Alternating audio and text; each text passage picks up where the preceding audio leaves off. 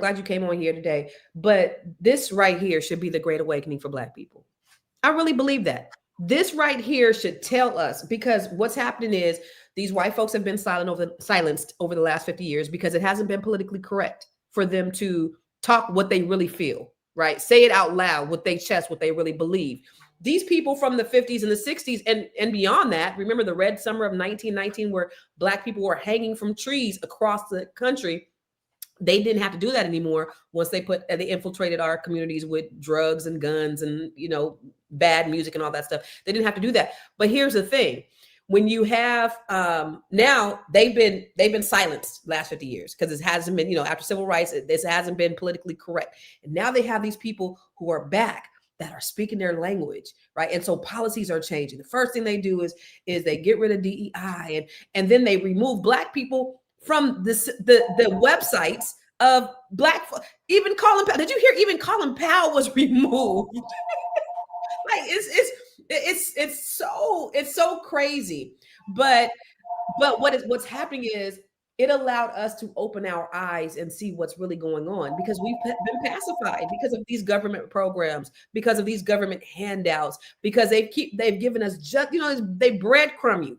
They give you just enough to keep you hopeful, to keep your mouth shut, to keep you compliant. But then you think about this, these Democrats, even they out here talking about all the stuff that they doing, and they, Hakeem Jeffries is out there, and then he's still voting for the powers that be. So his voting doesn't even align with his rhetoric.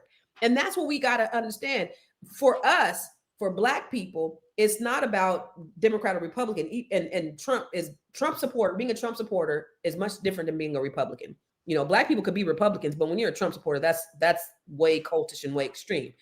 It's more about us against them, rich against poor, or even rich against the middle class. Like they are at an all-out war against us.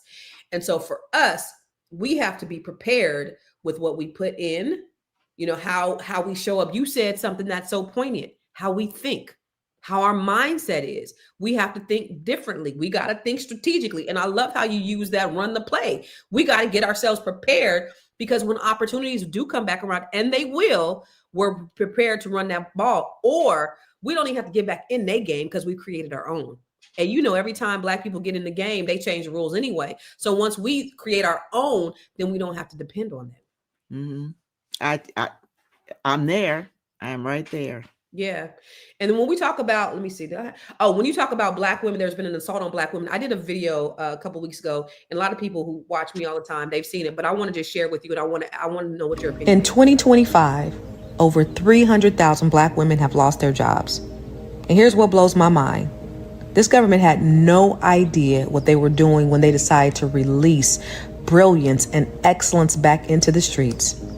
They thought they were taking our livelihoods. They thought they were crippling our families. But what they really did, they just unleashed the most educated demographic in America, Black women. We're the ones holding the degrees, the certifications, the credentials, and a lifetime of skills they can't take away from us. And they about to fuck around and find out.